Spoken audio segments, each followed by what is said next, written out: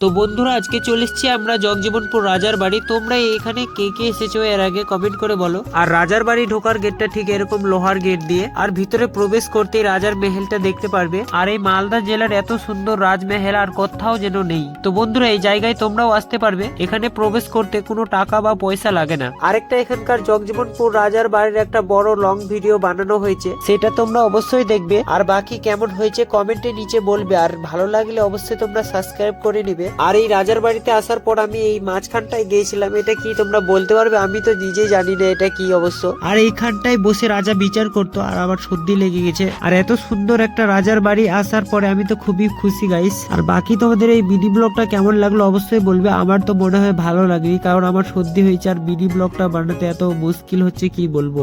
আর এখানটায় দেখো বন্ধুরা আমার বেহায় নেমে গেছে আর উঠতে পারছে না। তো তোমরা এই ভিডিওটাতে লাইক করে দেবে। তো বন্ধুরা মিনি ব্লগটা এই পর্যন্ত।